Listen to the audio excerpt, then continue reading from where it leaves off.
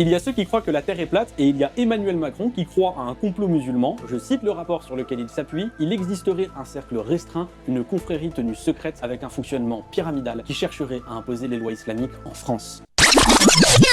De quoi on parle? Du dernier rapport commandé directement par l'Élysée, une nouvelle trouvaille pour taper les musulmans et qui est inspiré des travaux d'une chercheuse financée par un milliardaire d'extrême droite, Sterrin, qui est lui-même un proche de Vincent Bolloré. Selon ce rapport, il y aurait un complot musulman avec une confrérie secrète de 400 personnes, les frères musulmans, qui seraient à deux doigts d'imposer la charia dans notre pays et il y aurait une mouvance plus large. Selon ce rapport, si vous faites le ramadan, vous êtes un frère musulman. Selon ce rapport, si vous portez le voile, vous êtes un frère musulman. Et selon ce rapport, si vous dénoncez l'islamophobie, vous êtes un frère musulman. Parce que oui, les polémiques sur l'abaya, sur le hijab ou le burkini, c'est les frères musulmans. Les pénuries d'œufs, les prières de rue ou les mosquées, tout ça, c'est une invention des frères musulmans. Mais ce n'est pas tout, parce que Emmanuel Macron a pris les choses en main et pour affronter cette confrérie secrète, il a réuni le Conseil de défense, une haute institution de la République, qu'on réunit pour affronter les catastrophes, les guerres ou les pandémies, et aussi les femmes qui portent le voile dans des compétitions sportives. Je présente tout ça avec ironie, mais en vérité, c'est extrêmement grave. La ligne officielle de l'État français est l'existence d'un complot musulman. Tout ça, ça joue aussi de surenchère de communication. Le Conseil de défense de Macron, c'est parce que le ministre raciste de l'Intérieur, Retailleau, avait fait sortir le rapport. Encore la veille, Attal avait proposé d'interdire le voile pour les jeunes femmes. Aujourd'hui, ces gens jouent sur l'islamophobie